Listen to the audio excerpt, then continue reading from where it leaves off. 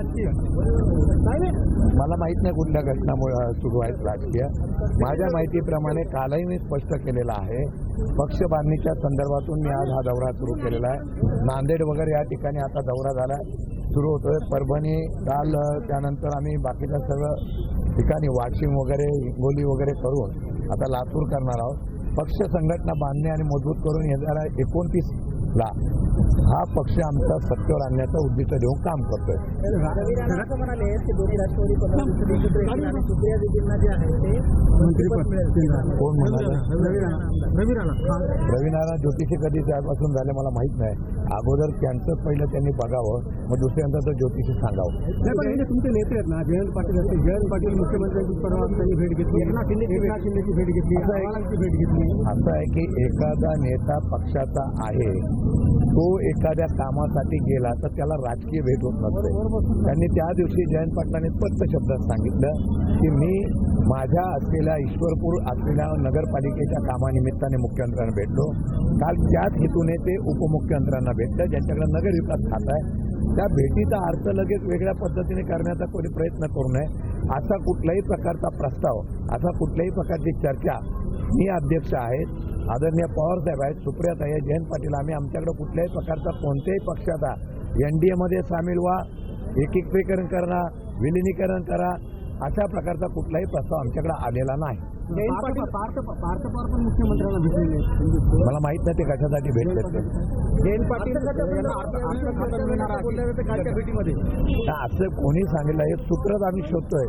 आमच्या पक्षामध्ये अशा प्रकारचा कुठलाही प्रस्ताव आलेला नसताना अर्थ खातं जयंत पाटलांना भेटणार आहे आणि मग अशा पद्धतीने होणार आहे.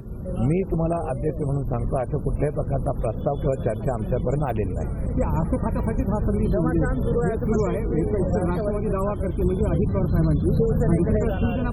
आता असे वेगवेगळे चर्चा आहेत. मग सुनेत्रा पवार आणि यांना राष्ट्रवादी, त्यांची काँग्रेस आणि आमची राष्ट्रवादी काँग्रेस पक्ष एकत्र येणार, NDAमध्ये आम्ही बाहेरून पाठिंबा देणार का काय, अशा वेगवेगळ्या चर्चा आहेत.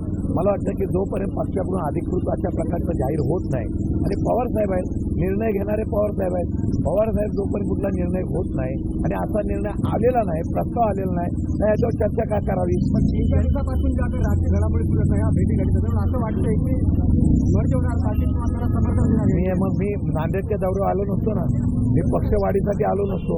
पक्षवाढीच्या संदर्भातून माझ्या नेत्यांनी आदेश दिला. 15 ऑगस्ट नंतर आम्ही पूर्ण महाराष्ट्र पिंजून काढणार आहोत. मी असेल, सुप्रियाताई असेल, सगळे खासदार आमदार आमचे सगळे एक आहेत. आम्ही अख्खा महाराष्ट्र पिंजून काढणार. आणि मी परत सांगतो, आदरणीय पवारसाहेब सुद्धा महाराष्ट्रामध्ये दौरा करणार आहे. आपण ज्या पद्धतीने म्हणत आहात की राष्ट्रवादी NDAत सामील होणार नाही, मात्र आता जे अयोध्या मंदिरातील चोरी प्रकरणासंदर्भात असो, जे आंदोलन होतात काँग्रेसचे, राष्ट्रवादीचे, त्याच्यावर मात्र सावध भूमिका आहे राष्ट्रवादी काँग्रेस. अजिबात नाही, अजिबात नाही. राम मंदिराच्या बाबतीमध्ये जी काही चोरी झालेली आहे, धर्माच्या नावावर, रामाच्या नावावर यांनी सत्ता मिळवली, त्यावर कुठलीही कारवाई किंवा देशाचे पंतप्रधान बोलले नाही. पण राष्ट्रवादी आणि विरोधी पक्ष याच्यावर, काँग्रेस असेल, आम्ही सगळे आवाज उठवतोय. प्रत्येक ठिकाणी आमची लोक आंदोलन करतायत. एवढंच नव्हे, नीट पेपर फुटीच्या संदर्भात असो, महावितरणचा गलत कामकाज असो, कर्जमाफी असो, राष्ट्रवादी महाराष्ट्रामध्ये आक्रमकतेने आता रस्त्यावर उतरलेली आहे. मात्र सोनम वांगचुकच्या आंदोलनामध्ये राष्ट्रवादीचा एकही कार्यकर्ता त्या ठिकाणी सहभागी झाला, शिवसेना, काँग्रेस तिथं सगळे पक्षाचे सामील झाले. माझे सुनील भुसारा तिथे परवाच्या दिवशी जाऊन आलेले आहे. माझ्या बरोबर ते आता आहे. उद्यापासून संसद अधिवेशन चालू होत आहे.